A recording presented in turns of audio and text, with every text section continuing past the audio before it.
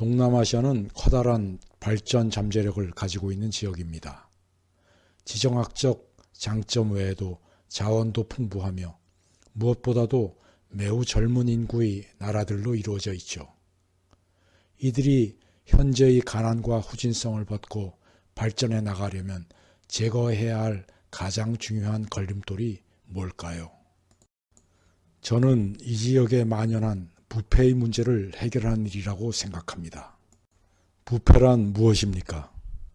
공공을 위하여 쓰라고 주어진 권한을 이용하여 사사로운 이익을 얻는 모든 행위를 말합니다.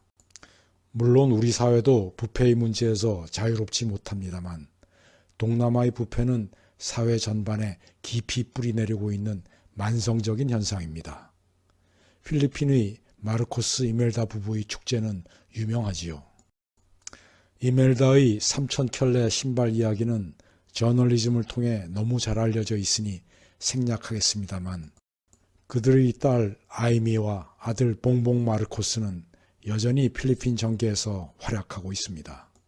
심지어 봉봉 마르코스는 오는 5월 벌어질 필리핀 대통령 선거에 출마한 유력한 차기 대통령 후보입니다. 인도네시아의 수하르토와 이브티엔 부부도 만만찮죠.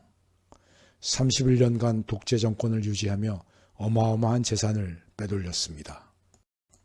한때 인도네시아에서는 웬만한 사업을 하려면 이들의 자녀들에게 반드시 줄을 대어야만 했습니다. 1990년대에 인도네시아 국민차 프로젝트가 있었습니다. 이 짭짤한 프로젝트를 딴 업체는 기아 자동차였죠. 세피아라는 모델을 가져나가 팀무르로 이름을 바꾸어 팔았습니다. 일본 자동차 업계들이 방심하고 있는 틈을 타 대우자동차는 장녀 투투색에, 현대자동차는 장남 반방에게, 기아자동차는 차남 토미에게 줄을 대었는데 기아가 사업권을 따내는 바람에 수하르토가 형제들끼리 집안 싸움이 났다고 합니다. 곧이어 들이닥친 1997년의 아시아 금융위기로 대박을 채 맛보기 전에 접어야 했지만 말입니다. 보다 최근의 사건으로는 말레이시아의 나지브 라작과 루스마흐 만소르 부부가 유명합니다. 나지브 라작은 2009년에 수상에 취임한 후 원MDB라는 개발회사를 통하여 거액을 빼돌리다가 2018년 체포되었습니다. 부인 만소르 여사의 장롱에서는 이멜다 여사를 뺨칠 정도의 보석과 사치품들이 발견되었죠. 그렇다면 부패란 이들의 개인적 일탈이었을까요? 그렇지 않습니다. 부패는 절대로 나쁜 놈 몇 명으로 이루어지지 않습니다. 부패는 서로 봐주기식의 카르텔로 이루어집니다. 기득권들 사이의 부패 카르텔인 거죠. 그래서 부패 현상은 고질적이고 만성적이며 나름대로의 굳건한 생태계를 이루고 있습니다. 웬만해서는 그 뿌리를 제거하기 힘듭니다. 그건 우리나라도 마찬가지죠. 이건 세계 부패 지도입니다. 다행히 우리나라는 조금씩 개선되어 왔지만 동남아는 아직도 부패가 만연한 지역으로 남아 있습니다. 우리나라에서도 교통경찰이 운전면허증을 요구하면 10,000원짜리 한 장과 함께 내밀던 때가 있었죠. 동남아에선 아직도 많은 나라에서 이런 뇌물의 관습이 사회 곳곳에 남아 있습니다.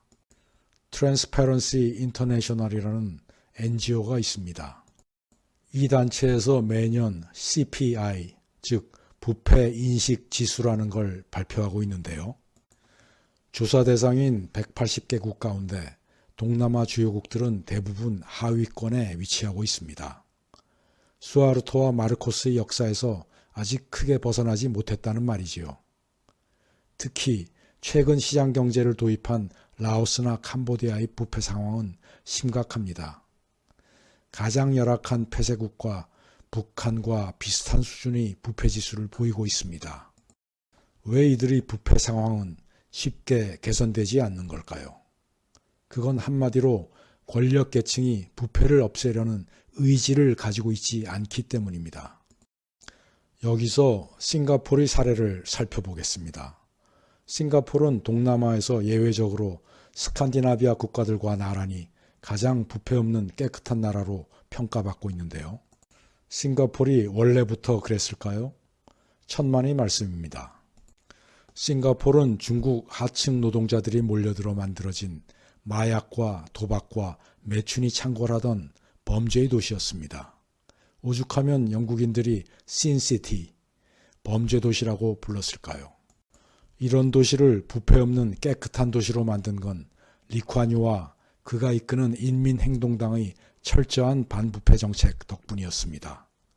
그의 독재를 비난하더라도 싱가포르에서 부정부패를 없앤 업적만은 존중해야 할 겁니다.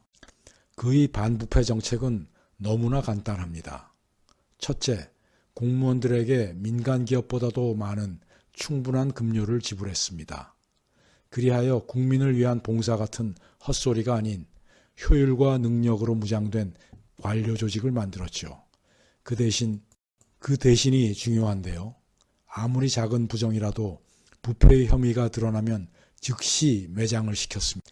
몇 년 있다가 잊혀질만 하면 슬그머니 다시 기어나오는 그런 흉내만 내는 매장이 아니고 평생 사람 구실을 할 수 없도록 하는 가혹하고도 철저한 생매장 말입니다. 이렇게 되면 스스로 계산을 하겠죠.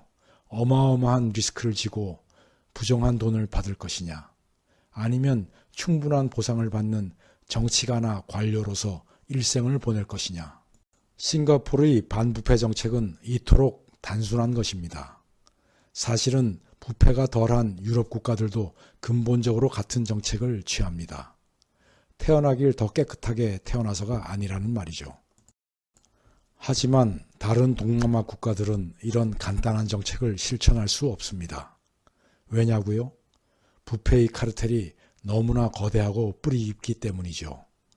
자신이 저지른 혹은 저지를 부정을 위하여 다른 사람의 부패를 강하게 다루지 않습니다. 필리핀의 두테르테 대통령은 강력한 마초 이미지를 내세웁니다. 그리고 마약 조직을 뿌리 뽑겠다며 많은 빈민들을 사살하죠. 나는 그가 비겁하다고 봅니다. 필리핀의 마약과 범죄와 가난은 결과물이지 뿌리가 아니거든요. 그 뿌리에는 기득권들의 부패 카르텔이 있습니다.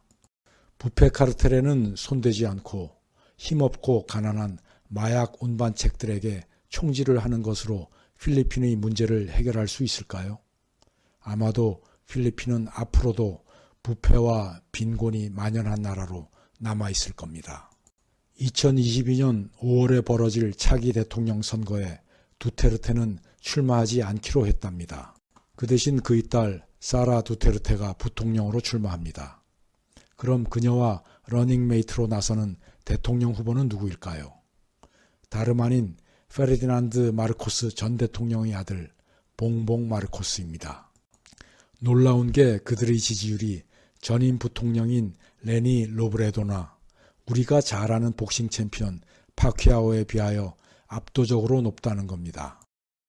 봉봉 마르코스가 대통령이 되더라도 잘해주기를 바라지만 마르코스 시절부터 이어져 내려온 부패와 빈부격차는 조금도 개선되지 않을 가능성이 매우 큽니다. 동남아 부패 카르텔은 건재할 것이기 때문이죠. 글쎄, 우리나라는 크게 다를까요? 생각해 볼 문제입니다.